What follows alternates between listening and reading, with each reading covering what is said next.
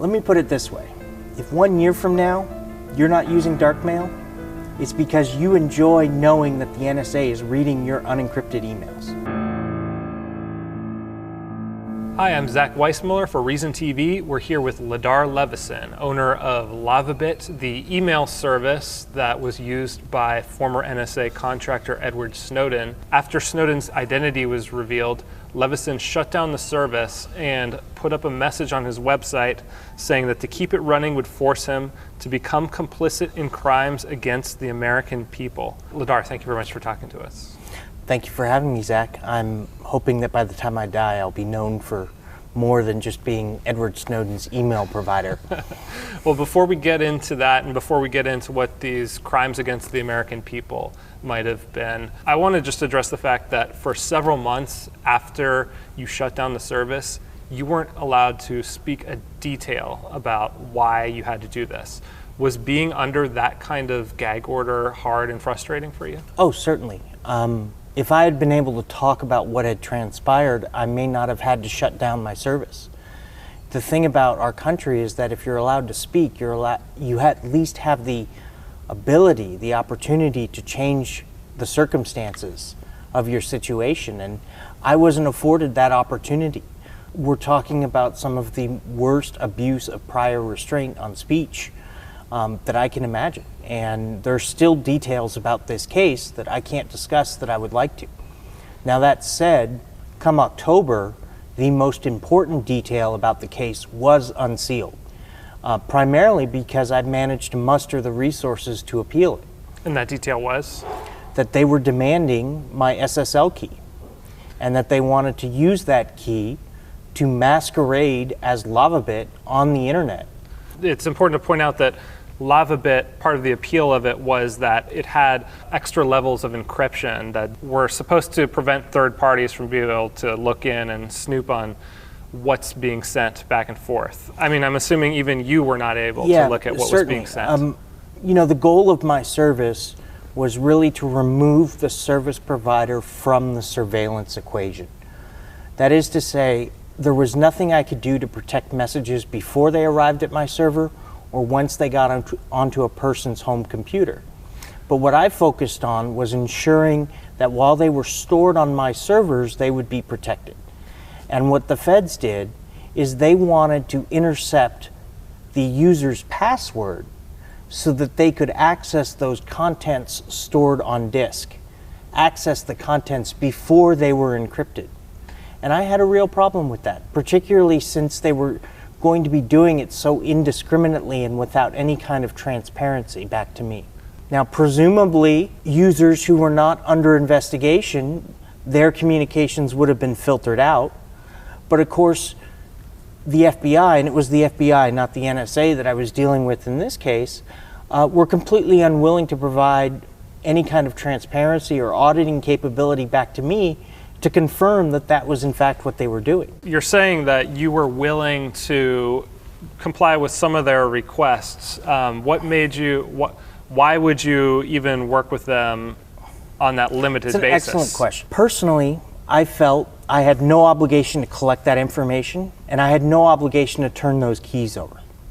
But when faced with a protracted legal battle over whether or not they could collect my SSL keys, and realizing that if I lost that battle, I would have to shut down my server in order to adhere to my own moral, ethical, and political principles, and balance that against the harm it would do to the other 400,000 people using my service, I decided that turning over the meta information that they could have collected anyways without my SSL key would have been an appropriate compromise. Specifically, if I could guarantee, like I said, that they were only able to access the information that they were legally authorized to collect. The timing of the shutdown has led some people, dare I say most people, to assume that the user that they're targeting was Edward Snowden.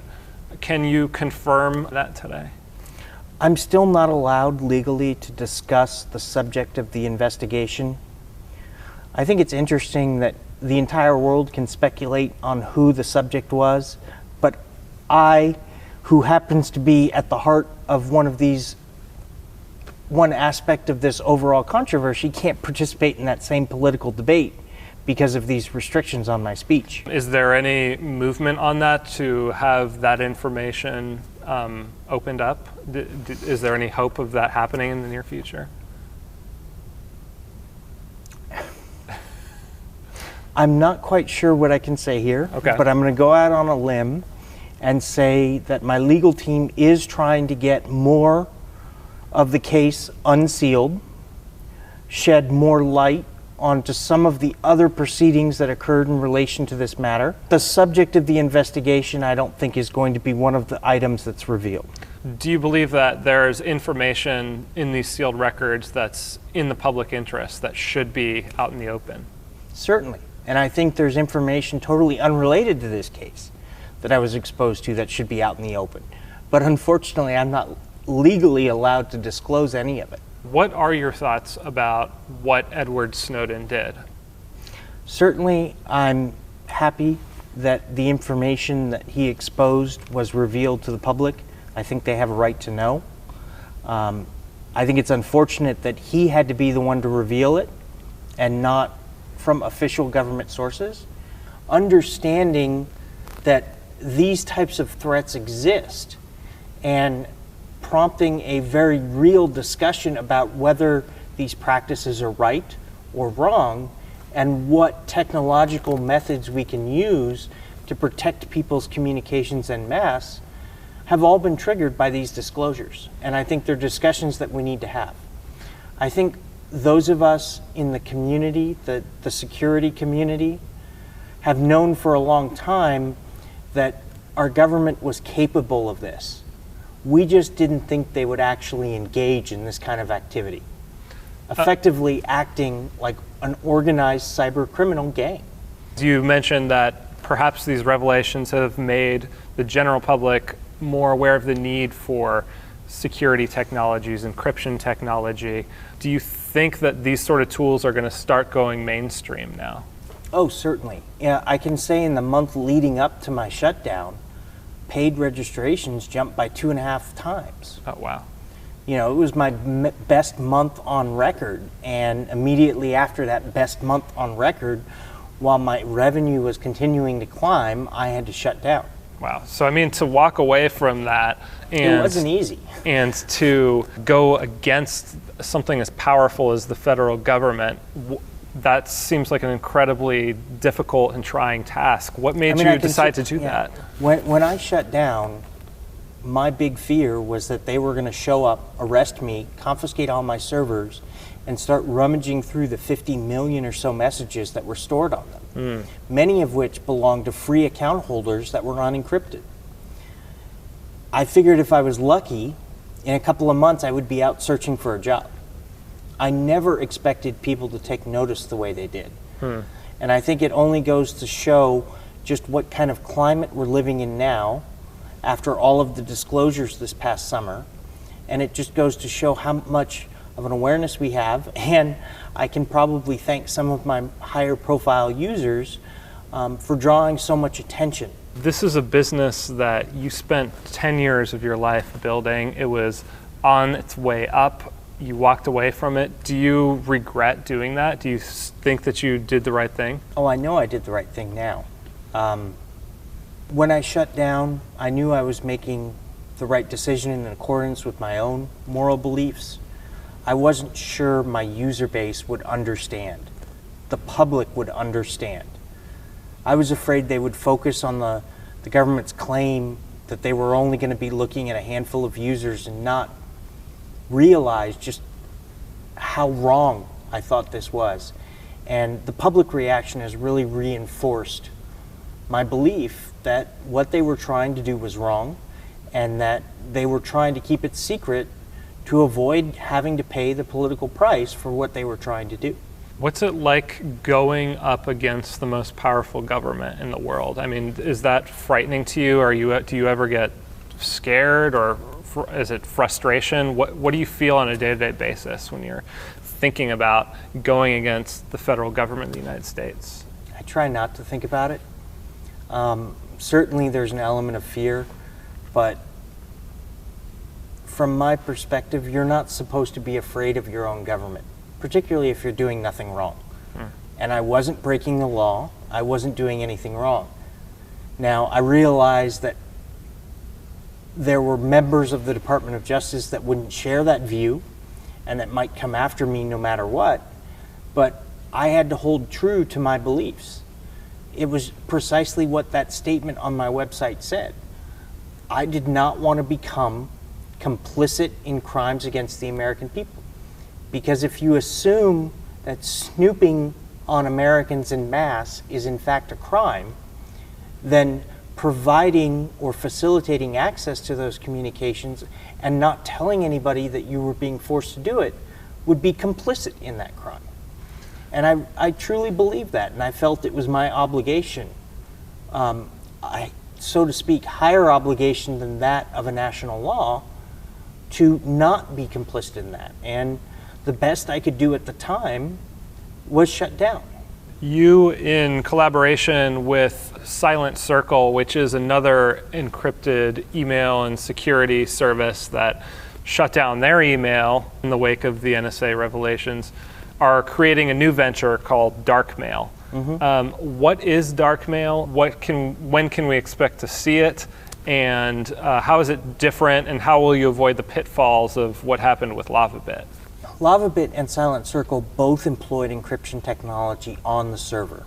We relied on SSL to provide an encrypted bridge between a user's home computer and the server.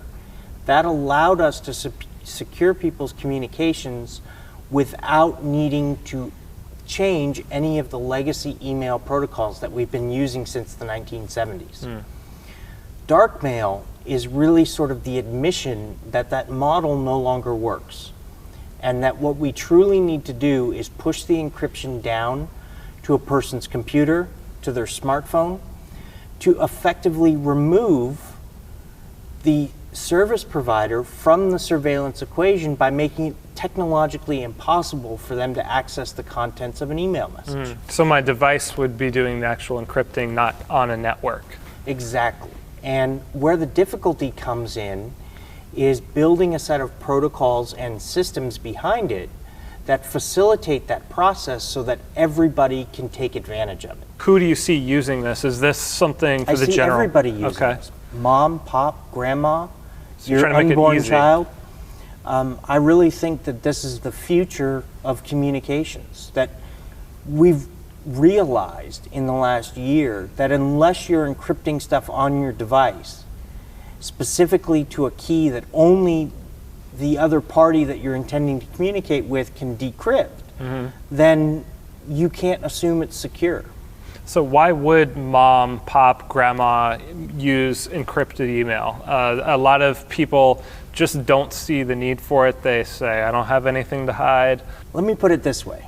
If 1 year from now you're not using Darkmail, it's because you enjoy knowing that the NSA is reading your unencrypted emails. All of this kind of rests on the proposition that the average person still cares about privacy.